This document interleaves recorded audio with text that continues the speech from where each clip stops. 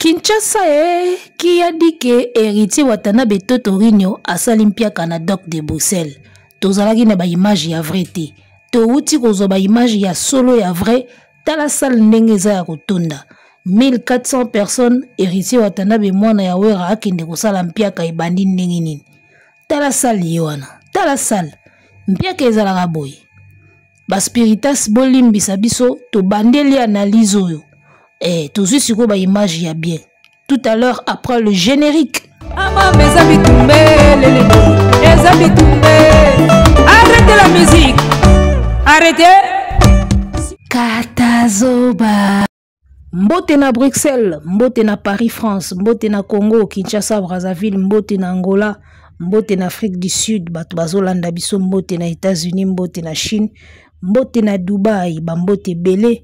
Na batu baolanda biso na minute oyo. Boalwood TV, la meilleure chaîne YouTube du moment, la chaîne qui traque les maquillonistes, et Tozawana toujours avec Katazoba, la chronique Intello faite par Eagle, Women, la maman des aiglons. On revient avec un nouveau numéro ya Kafu Kafu et le lobenan de vérité, il faut ebima. Bah lui vérité, otika la vérité, vérité il faut ebima. On est ensemble, il n'y a pas de souci.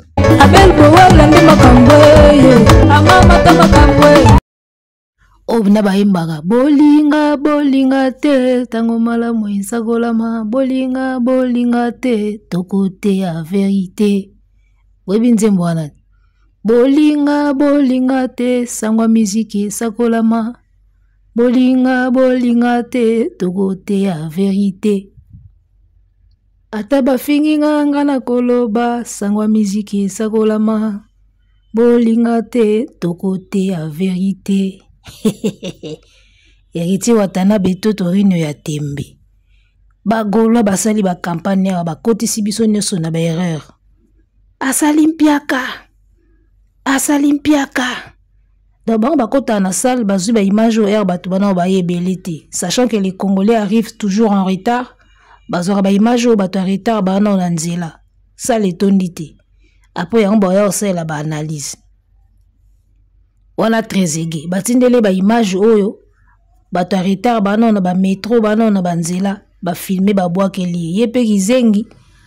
Aye aniate en émission héritier salimpiaka.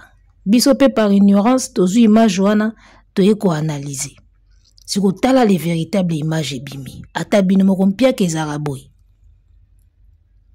Ata balobi bolinga mutu ango te mpiaka ezalaka boy. Nga nazokamwa na salle ya 1400 personnes héritier Watanabe akende kosala vide ya ndenge wana 1400 personnes soki 1500 ya même 2000 wata kosa mpiaka te ya mpiaka même 2000 wata kosa elo Fabregas asala ite impossible. Lelo wenge si wata. Wata c'est l'incarnation ya wenge na jeunesse nango. Incarnation ya wenge na jeunesse nango c'est héritier Watanabe. Mpiaka ezara boy. Ba misu 5 heures. Neb sabino batwana bazara misu 5 heures botia nga tembe. Mpiaka ezara boy. Bomo namna ba image ko mon image en mpiaka ezara. Salle ya 1500 personnes sur 1400 personnes. Nombre de têtes o nazomona awa. Baza déjà peu pour 900 personnes. Baza déjà 900 personnes. Awa déjà. 900 personnes ou même peu 1000. Donc moi 500 600 mots boy bazati c'est pas grave. Ils en piakata. Piaka ezala boy. Batami sous 5 heures. Bango bazo luka. Ngana sina comprendre maïla bagolo. Bagolo lokola baza ba échec. Bazo luka musicien moko boy pe aya na yombo comme ça ebimisa sko faire danger. Botika lozwa ete yombo nde bino. Ça dit que bana mai wana ba monike artiste à Bovan a oumeli trop na kata yombo. Ba mpiaka makambo sala esimba raté, banzembo rataka kaka, ba album ezo raté a oumeli trop na yombo. Face à Fali, artiste à Bovan yombo na yombo. Siko ba golo ba komi ko luka na ba musicien oyo bazana sima, o ba bimi na sima ba feri na Fali, ba luka sko jeune moko ya nduliste ya rumbiste plutôt. parce que na sima ba fali na faire toza na ba UPA na ba rumbiste siko bazo luka na génération ya ba rumbiste balatisa musicien moko yombo pour libérer faire na yombo na ye wana siko calcul na bango do baluka rumbiste mobwe balatise yombo ke ye mutu asalaka bampiaka ye mutu makambo esimbaka te po ebimisa siko épargner faire na kati ya yombo na ye. Est-ce que bayebisi bino soki baba a découvrir sourd miwe ye fa koma oloba aotikalaka baba ata wata sali bampiaka na ye muta yombo atikalaka muta yombo yombo eza ya bino bosi bobala yombo déjà donc yombo eza ya bino ba romain yombo ezalaka ya bino bobimisa wata na monde wana wata muninga na bino ti.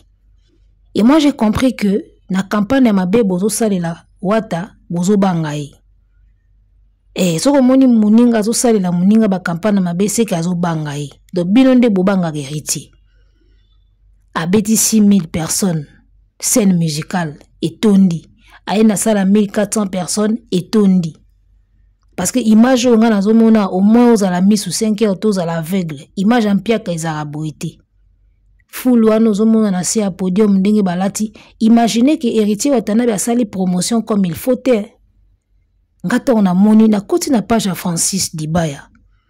Le gars là en tout cas félicitations, il s'est communiqué sur les pages.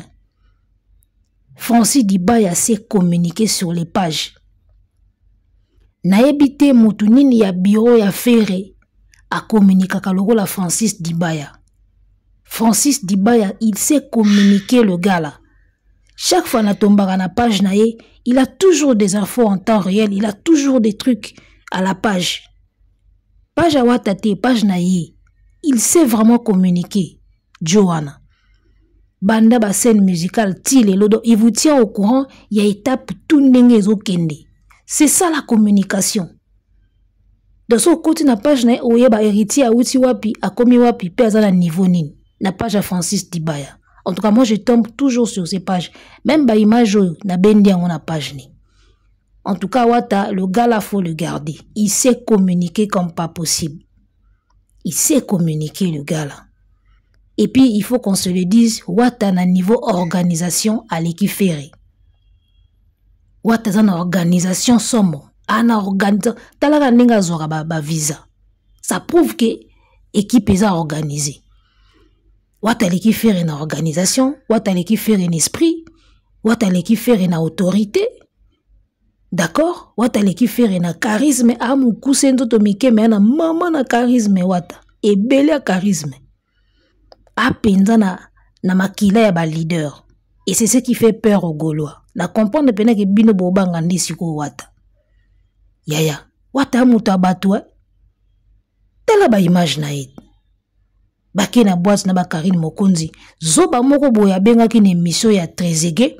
Alobi wata memeli Belgique yombo. Abiza na place moko bakenda ko mela kuna na Belgique. Lokola bayebi ke Watanabe akosala after na ye kuna batu bayete. Oh, mais les images disent le contraire.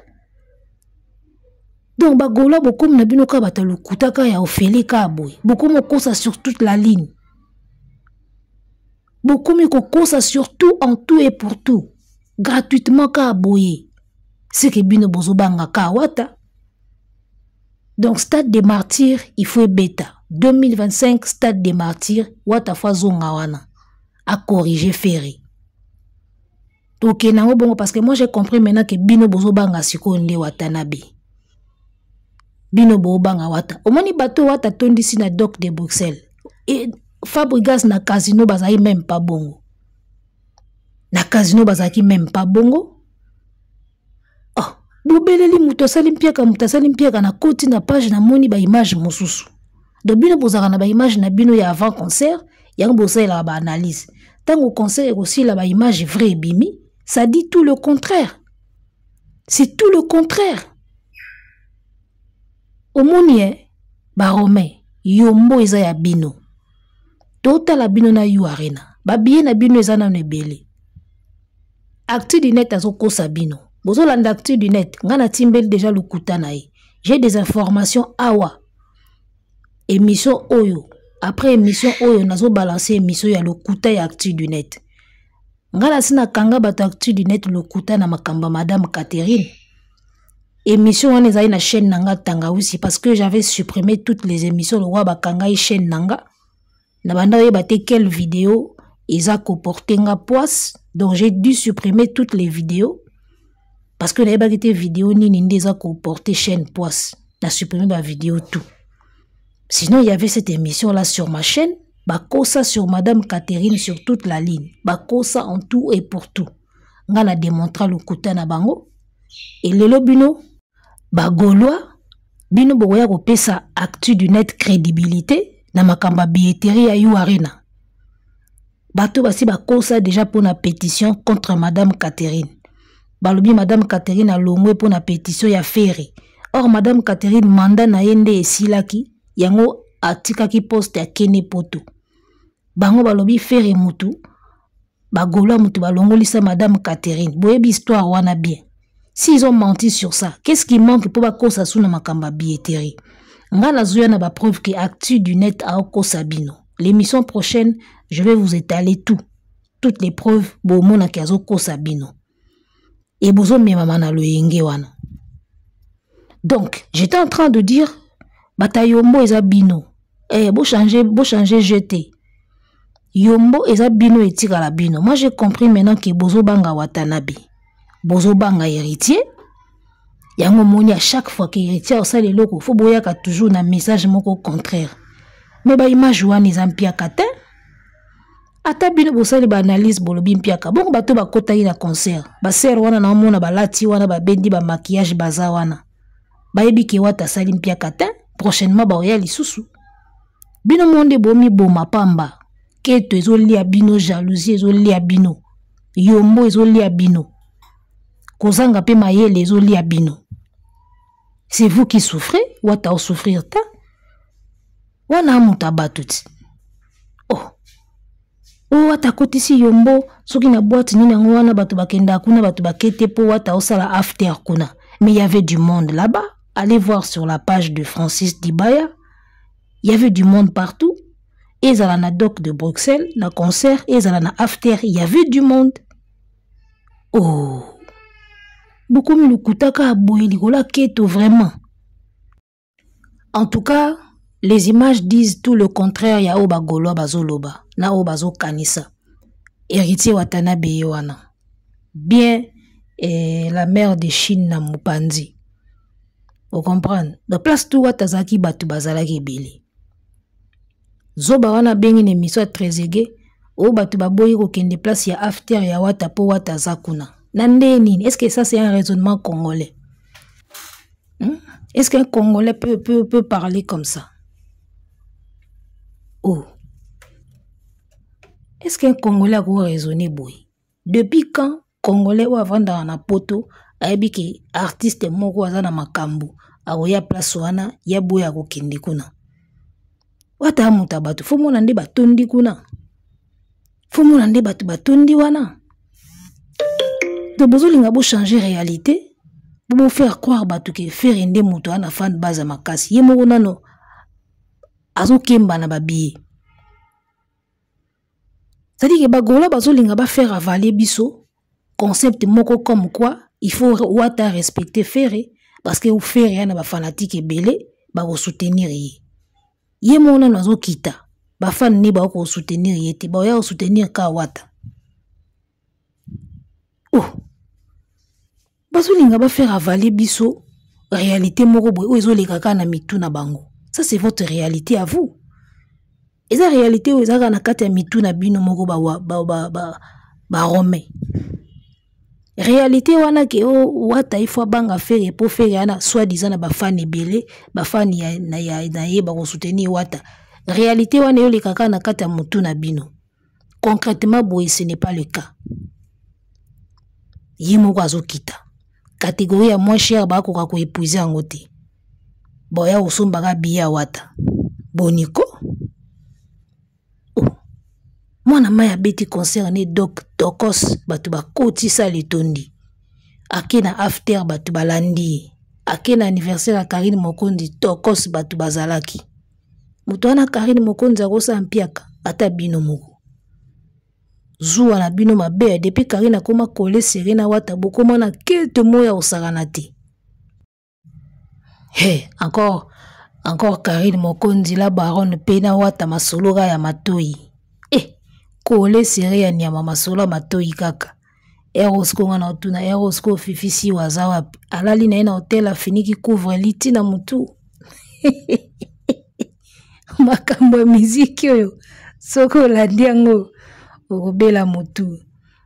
Biso suka na baanalyse makambo so olandi yango okobela ntwengi na yaya. Ebi ntwengi na maladi ya pema asthme.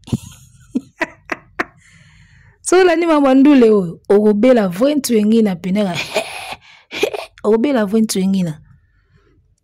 Karine Mokonzi na wata masolo matoi kole Serena wana bagolo neti bakufa.